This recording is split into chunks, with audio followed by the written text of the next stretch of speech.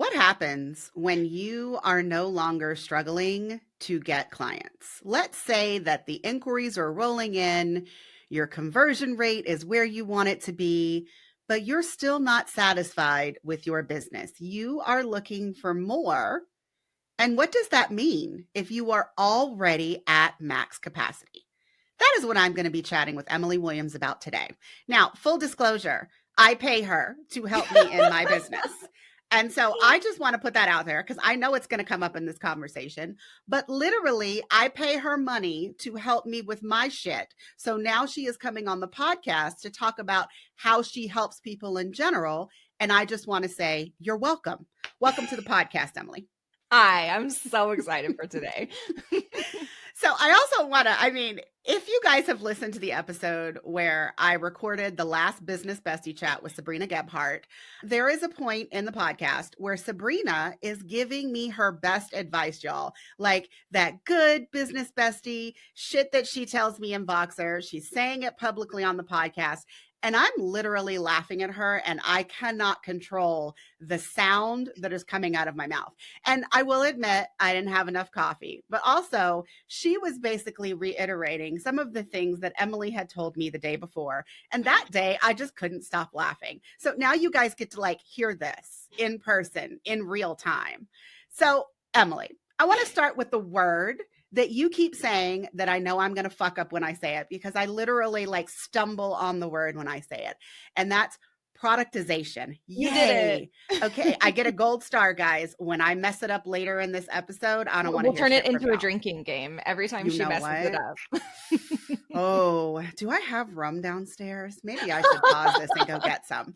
But Emylee has been talking about this word over and over again. And while I am one of her loving clients, and I know that that is what she is helping me do, I sometimes struggle to explain what the fucking word means. So Emylee, what is the word and what does that mean to service providers like me?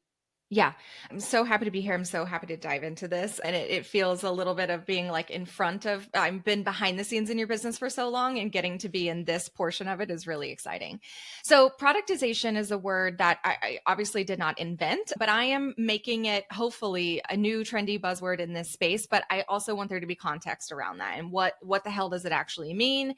When are you ready for it? How can you apply it to your business? All of those cool things. And so I think the first layer of this conversation is to really uncover what productization isn't. And so if you are sitting here saying, I don't need to know what this word means because I have a signature service or I only sell one offer, so I don't need to take it any further, you couldn't be further from the truth.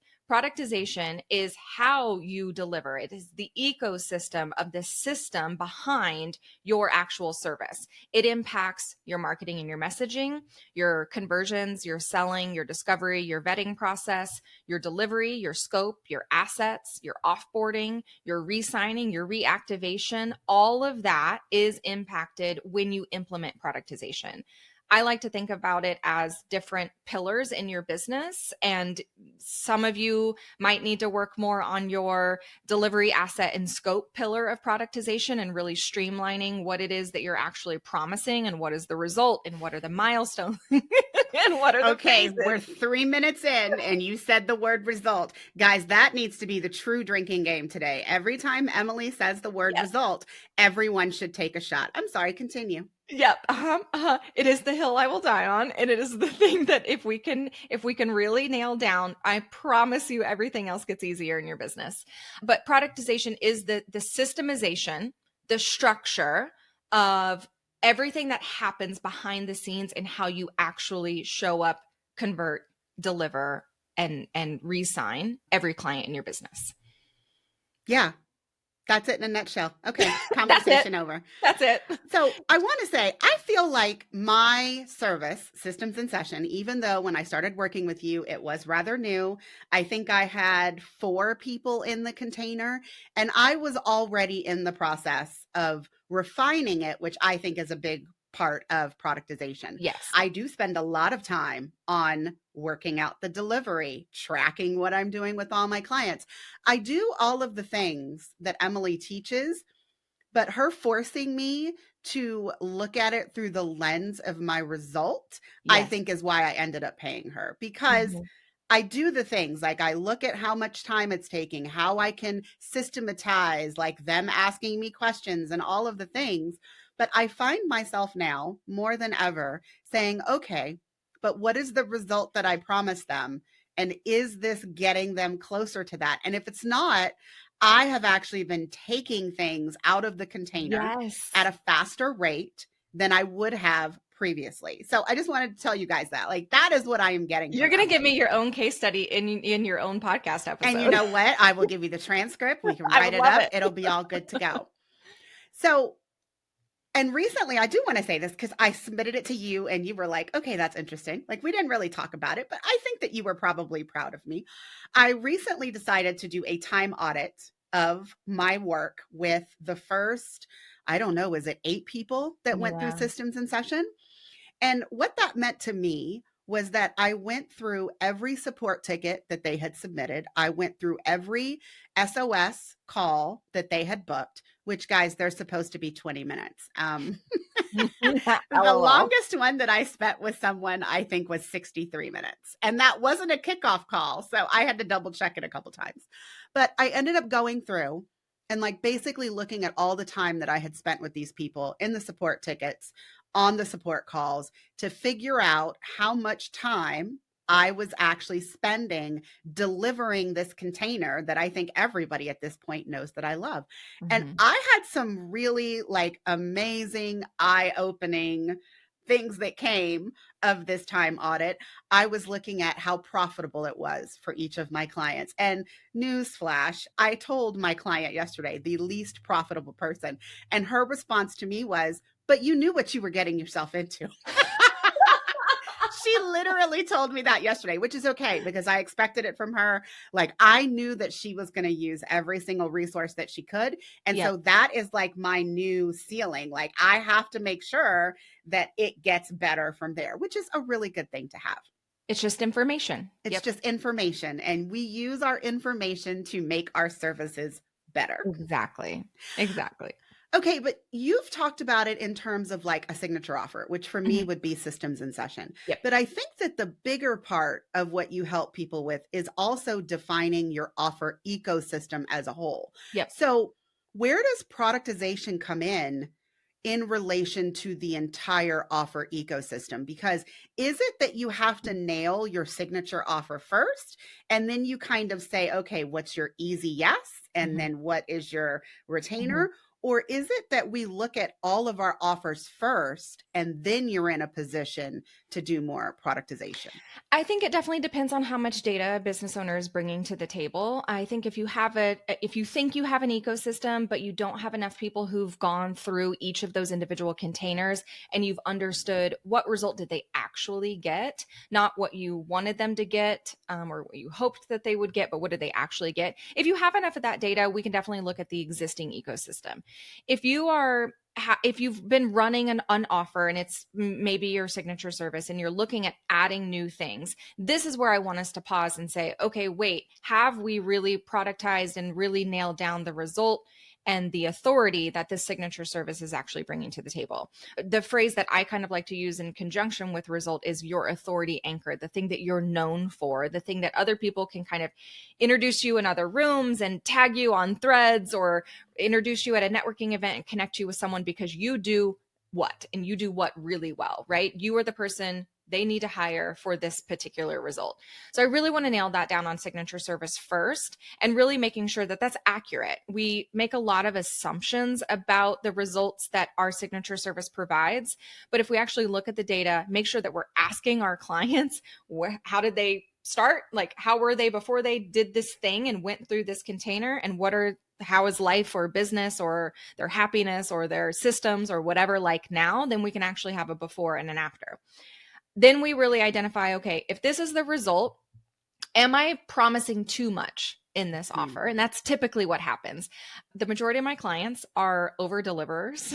They refuse to not be. And whatever, continue. Whatever. and I love that. And truly, I think that the perfect service-based business owner for this industry is someone who naturally over-delivers. We want to provide incredible results for our clients, and I love that. And I'm not saying that you can't. What I am saying is that when we provide too much of a promise and a result and an outcome, it's actually counterintuitive to the result that we actually want our client to get. If we're providing too much and we're giving too much, they might not get the result that we actually know is the most impactful for them. So what do we need to pull out? What do we need to add? What do we need to refine? Well, in that kind of pulling stuff out, that typically highlights what is something that could be the easy yes offer, meaning the entry point. It's typically lower price. It's a subset of a promise of a result that is leading them to the signature service.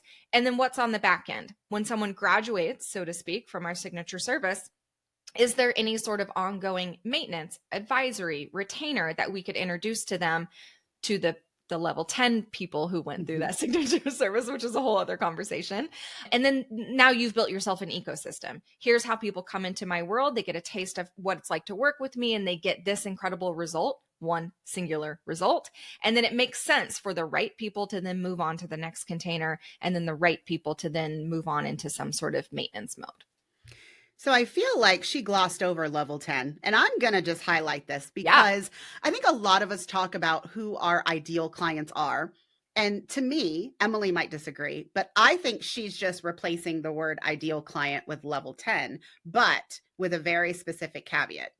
So if you determine who your level 10 clients are, the people that are absolutely perfect for the container that you're offering and have the problem that you uniquely solve in the best way possible, those are your level 10 clients.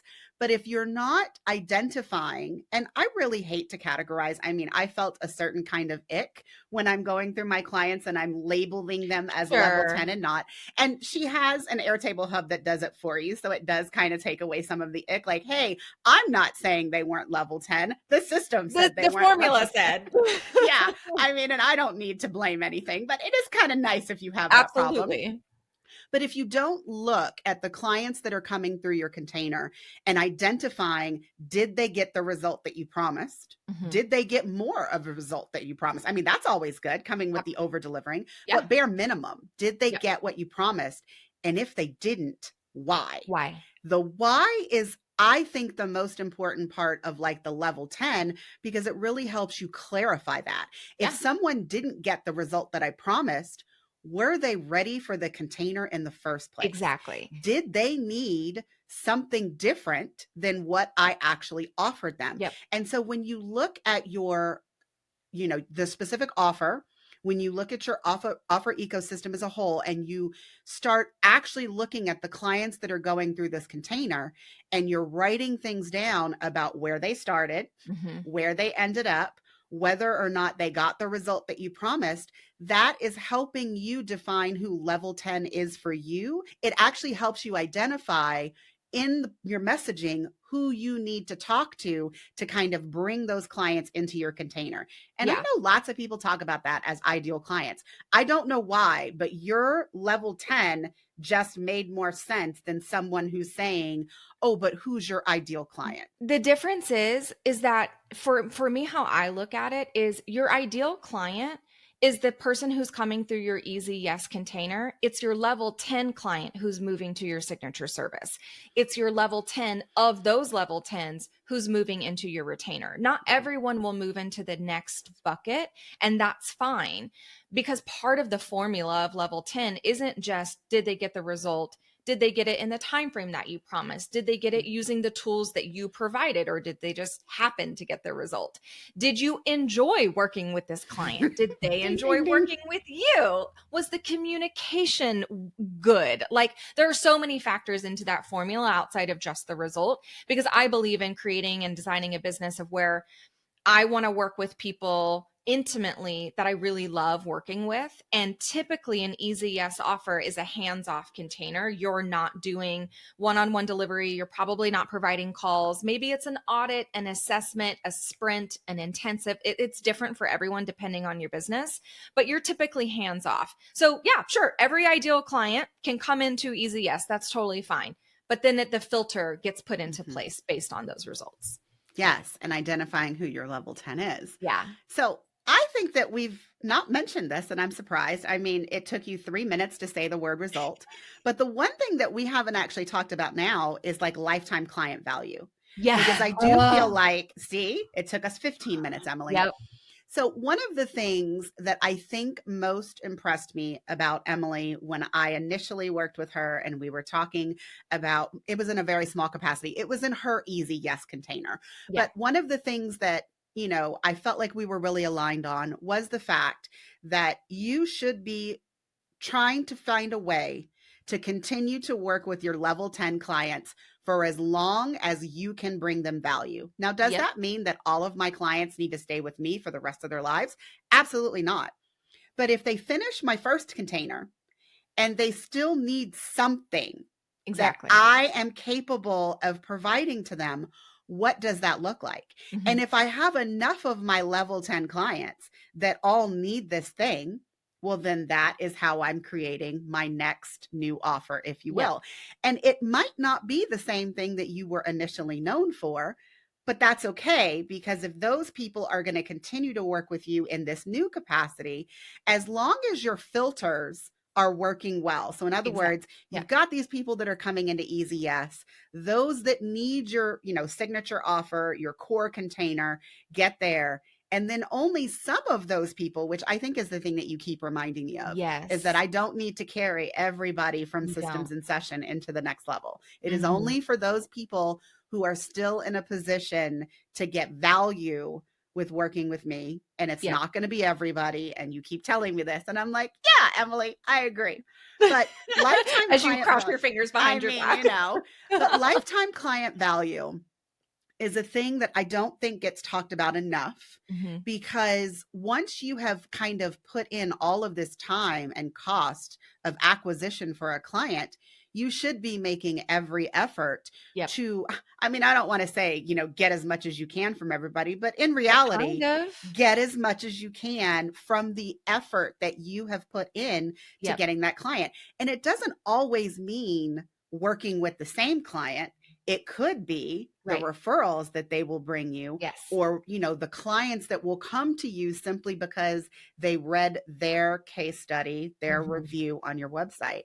So, what is it about lifetime client value that Yeah. you find so sexy in particular Yeah. that has made it like a core, I mean, I don't want to say result, but a core result of Yeah. what Yeah. should come from your offer ecosystem? Well, and it definitely is a core result for me. It's something I talk about a lot in my program, Sold Out Services, of and I don't know what the average number is going to be at this point because I need to go back and look at the data, but if I can double your LTV or increase it by 25% or whatever, right? I got to identify what the math is there, but that is the most impactful thing on your revenue than anything else.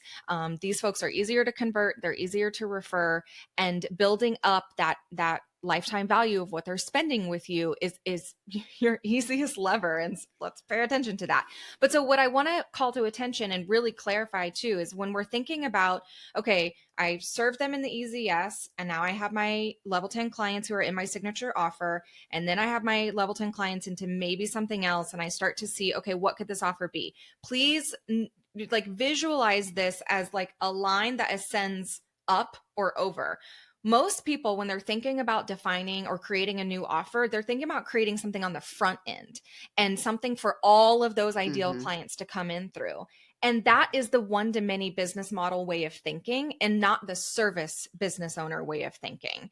And it's so easy for service providers, one on one, done for you in it, service providers, to be infiltrated with the marketing of one to one and think that that's what's going to work for their business. It's a similar strategy, but moved at a different point in the client journey. So, where I'm coming in and saying the easiest way to increase your LTV is not to create a new offer to sell your new people, it's to sell to your level 10 people. And yes, that number is going to get lower and lower. Mm-hmm. Maybe 50 people come into your easy yes, 30 or 40 come into your signature service, and then 10 of them come into this ongoing maintenance offer or whatever it is that we design on that back end.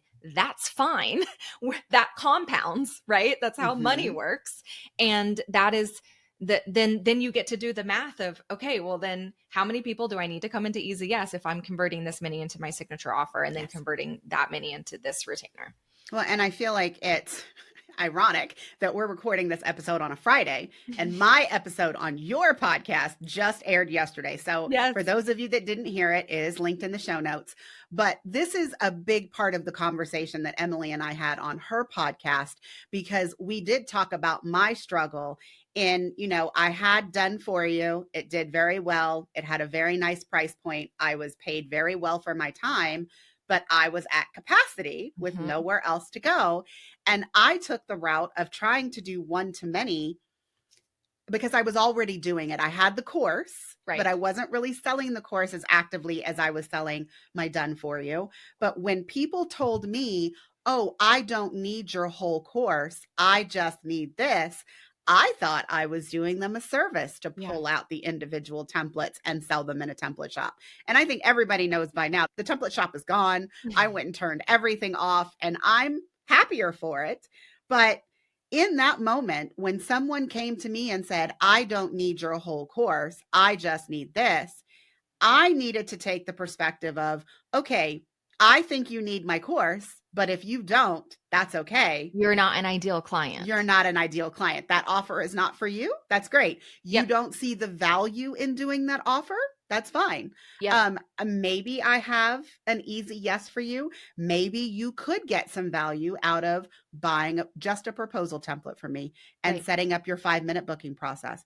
But I am no longer going to sell you what you think you want out of the course because you don't have enough information about the way that I built it to know that to get that core result, which let's just point out the elephant in the room, it's workflows. Everybody thinks they need workflows, but your workflows will not be effective if you don't do all of the other things that I'm telling you to do.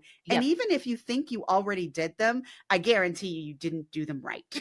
You didn't do them to the level that they needed to be done. And you would have done them right if we had worked in the container that I intentionally designed for you to get this result.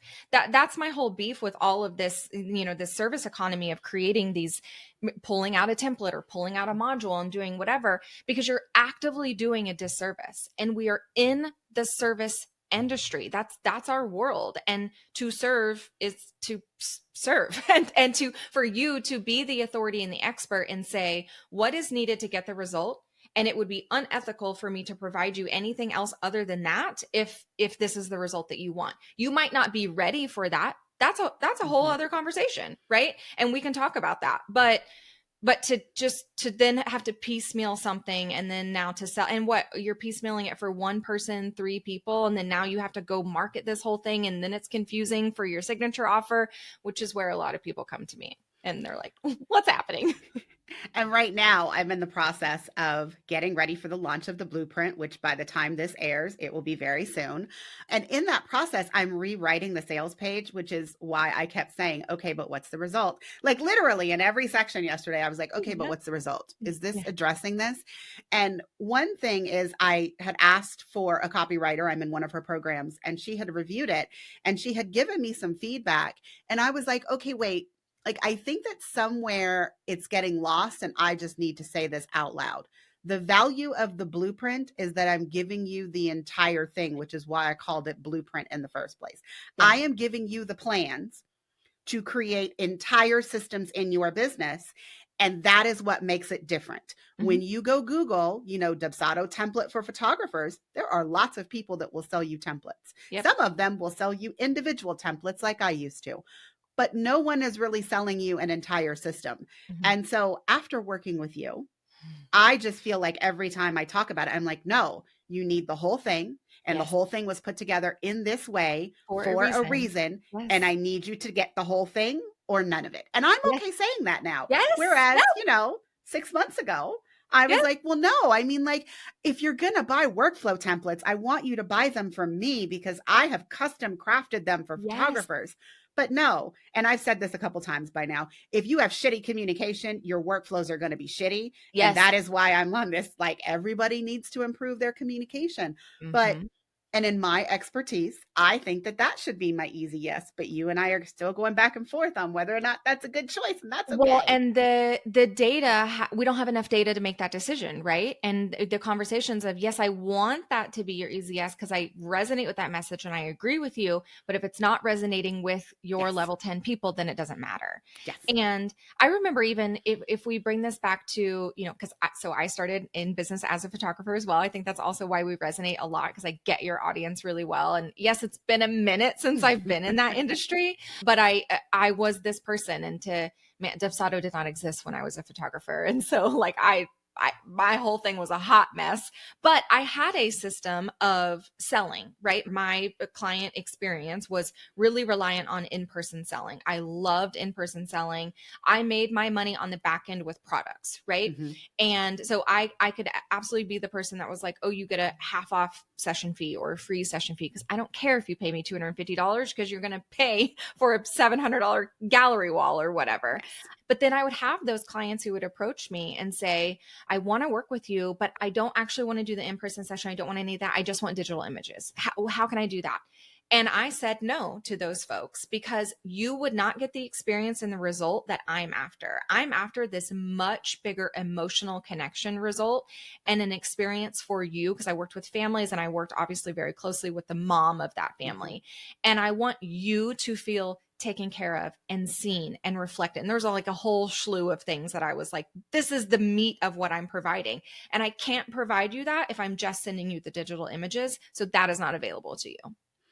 It's kind of funny that you say that, because I don't think I've ever realized that not wanting to give people digital images is the same as me not wanting to give you templates and I never know if you do anything with them. 100% I literally just figured that out sitting on this conversation. Yep. Because one of the things I recently, got my human design, and I've been working towards refining my offers and my messaging and really like owning what I'm offering as a service, largely related to my human design. But one of the things that I realized is that I don't like not seeing the end result. Yes. It is something that I have struggled with ever since I made the blueprint self-study, ever since I started selling templates. I know the templates are good. I know the course will get you where you need to go, but I was no longer getting the same satisfaction that I was when I saw my students figure it out based on the tools and the templates and the information that I gave them, and then seeing them put it into practice. I missed that. And so I think that's why I was so drawn to creating systems in session, because now literally my clients get on every one of their little SOS calls and they're like, okay, Coley, this is what I did since we talked last. And I just have such joy of seeing my clients figure it out. Yes. And that is literally the only part that I miss about being a college professor, is seeing students' faces when they actually get something that I just fucking explained to them for the fourth time. When it clicks, I'm telling you, it was my dream after I graduated from undergrad. I wanted to be a college professor, and I was headed to grad school and I was headed to go do all that. 2 weeks before classes started, I was like, actually, this is not for me. Identity crisis. Started my photography business. And within about a year and a half, when I had figured out like in-person selling and the business side that I was really addicted to learning. You and I have talked about this a lot, where we are creative entrepreneurs and can do the service, and we're addicted to the business side of things. So it definitely is unique. But I started talking to other photographers in my area about the things that I was doing that was working, and I would do strategy sessions and all of this stuff. And it was my absolute favorite of being, either in person at a coffee shop explaining something and them just being like, oh, and then like everything falling into place. It is one of my favorite things. And it's why it is why I love group coaching. I know that we like calls. I know that you and I like have different feelings about that, of like having that as a component or showing up to those or having it being a part of a curriculum. But it's one of the things where if people were more active, I would bring them back and have them more prevalent. But my community for some reason doesn't love group calls, but I love group calls. So I need to find more people who like group calls. You need to figure out how to split that balance. And it's not that I don't like group calls. I think that I just feel the need to say it is that I don't think group calls work for the specific offer that I am giving, because everything is so technical. I think that if we were talking about things like increasing, lifetime customer customer value and Yeah. how you create your offer system. If I got group calls and we focused on that part of running the business, oh, I would love group calls. Yeah. But Yeah. I don't think group calls are effective for helping people with their tech situations, To implement because that for sure. everything is so specific to like your thing. Because one of the things you and I talked about was, well, what videos can you provide to your clients to potentially lower the number of support calls that they need? And while I totally agree with you, there are probably a set number of videos where it's basically explaining like just how to do something. Yeah. I don't think that I'm ever going to be able to create a set of videos that explain how to fix something, because the reason that something breaks, yes, there are common threads, but in general, it is so specific to each one of my clients. Yeah. And that's the crux of this too, is like, I am not the productization expert so that you get out of all delivery forever. I don't like that actually. And I don't love that language that's being used in the one-on-one service-based industry. If you are a digital provider, yeah, get the heck out of like delivery. I love that for you. But in the service space, we work intimately with clients and we understand the nuances and the context of their business so that we can best provide support. That is the nature of service business. When you productize everything that you can productize, you're able to get to do more of that and get to show up in your expertise. And I love nerding out about the specific nuances of people's business. I want to get to do that without being exhausted because I'm doing all of these other pieces. Yes. So we brought photography into the conversation, and what you're helping me productize is not anything related to photography. Right. So for the people that are listening, what does it look like to productize a photography service? And we can pick any photography service that you want. I want to make sure that we cover something that's like concrete for the photographers, because, they're not working with clients in the same capacity that you and I do in our current businesses. Well, I mean, I honestly think a big part of the productization comes in working with you inside Systems in Session. Productization is systems, right? And so how part of it is, what can we automate? What can we create a template for? A canned response. Even if it's, my favorite thing about automation is like the hybrid of manual automation or automated custom work, and I love personally setting up internal reminders. It's just me, myself, and I on my team. And so it's just me. But I like having, and I use Airtable for this, but if something or when something happens, I get an email notification that says, hey, this client just onboarded and they submitted this. Now it's time for you to send them this message. And I go then look at their onboarding form and I customize that message. Yes, I'm writing it maybe from a template that I've already created and perfected, but it's to that person. That part might not ever be able to be automated. That's okay. And so what I'm asking you to look at in your system of the ecosystem of your containers is, what can you automate and systematize, even if you have to come in and do something manual. And so everything from, well, like what you talk about in systems, from your inquiry to your booking, what does that look like? How does that happen? Are you creating a proposal from scratch every single time when someone reaches out to you? You need to stop that and create the system for it, right? But on the even higher up level, like zooming out a little bit from that, are you saying yes to every single type of client request, right? I remember very early on, and it's so obvious, and I'm sure you guys have already gone through this part in your phase of your business, but I was strategizing with a couple of photographers and they were like, man, I really just want to really focus on weddings this year. And I don't understand why I'm not booking more weddings and people aren't coming to me for weddings. They keep coming to me for these dang senior sessions. And I pull up their website and I go, well, your homepage hero has senior sessions on it. There's nary a wedding like shown on your website. You are not presenting yourself as a wedding photographer. Therefore, you are not going to get wedding inquiries. And so truly, sometimes it can be as simple as starting there. How are you showing up? What are you projecting out into the world of, this is what I'm available to be booked for? Is that what you want to be booked for? Yeah. And then when you take it kind of further, and using my example from above, if you've identified what is like, we talked about LTV, but there's also ACV. So your average client value.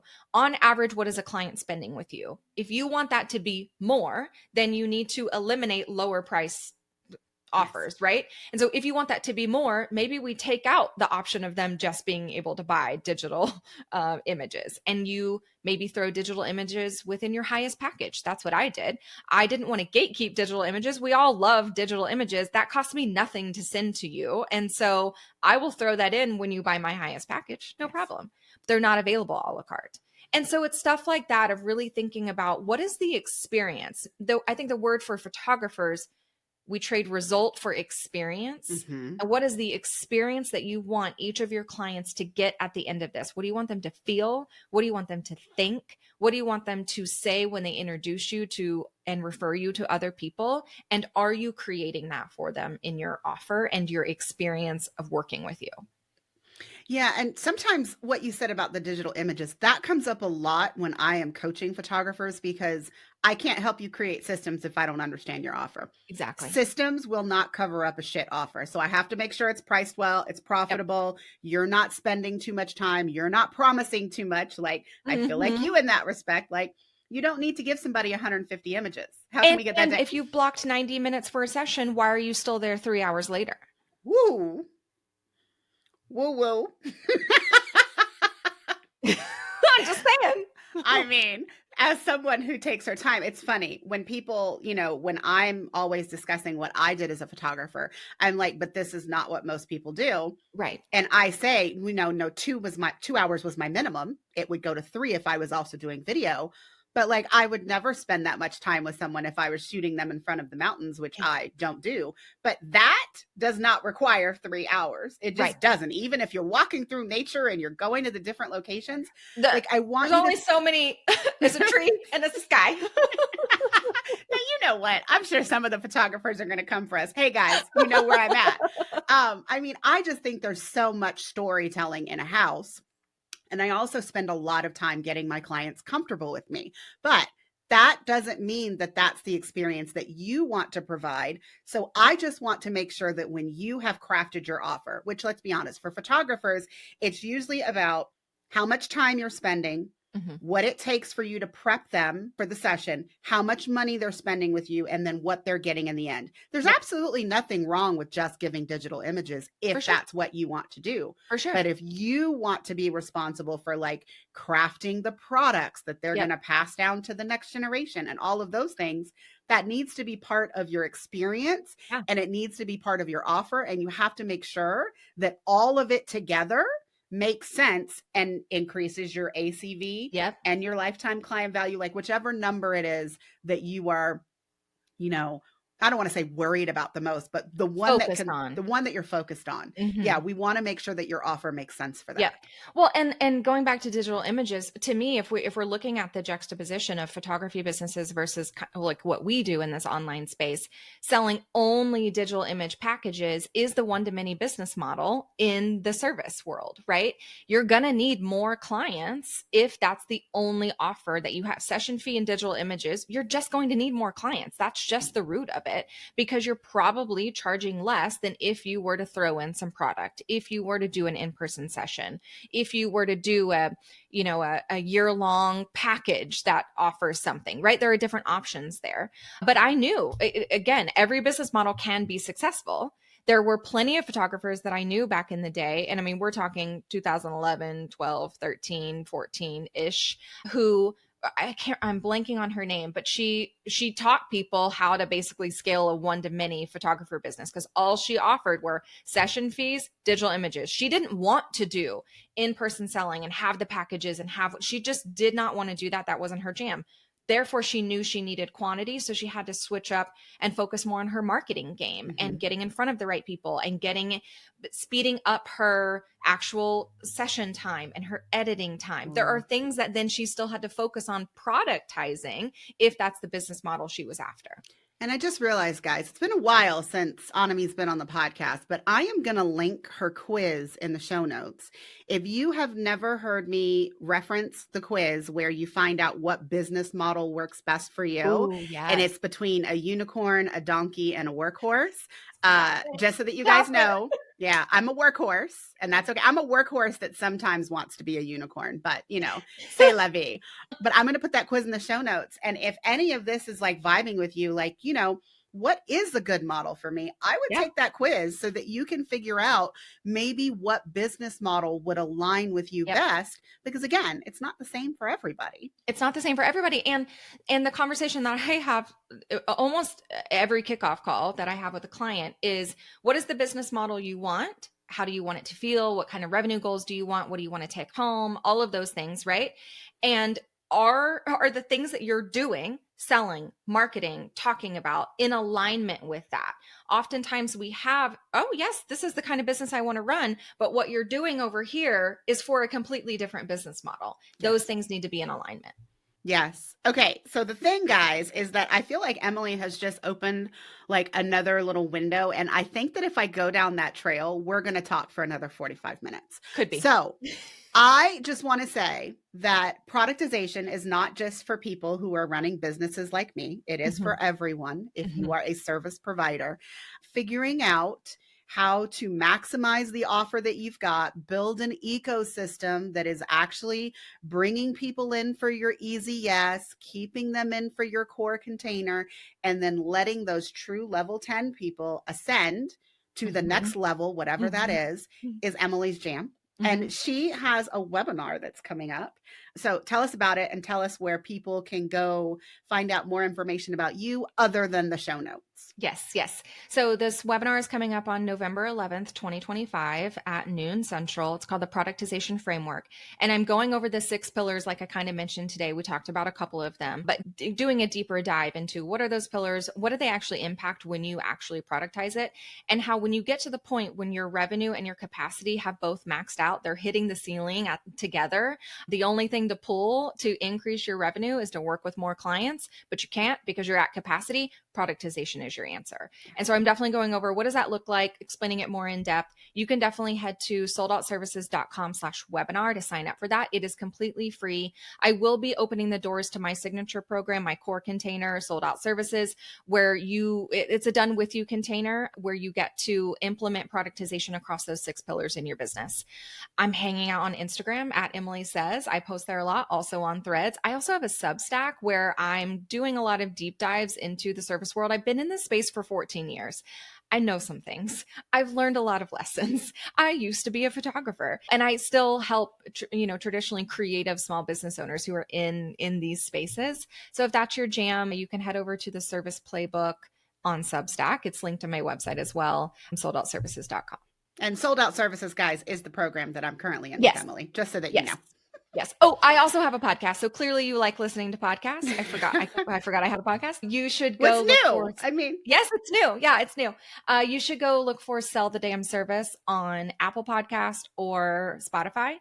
Episodes twice a week. There's Tuesday episodes that are a little bit shorter where it's just one kind of ranty episode from me. I know you guys like familiar because you listen to this one. And then Thursday episodes are a deeper dive interview with a service provider, talking to service providers who want to stay service providers and refine and streamline their business.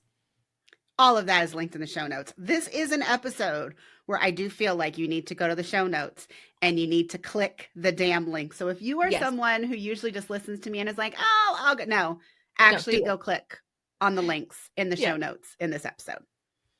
Emylee, thank you so much for joining me on today's episode. Everyone, she will be back just as soon as it's appropriate to have another conversation with her that's taped. So that's it for this episode. See you next time.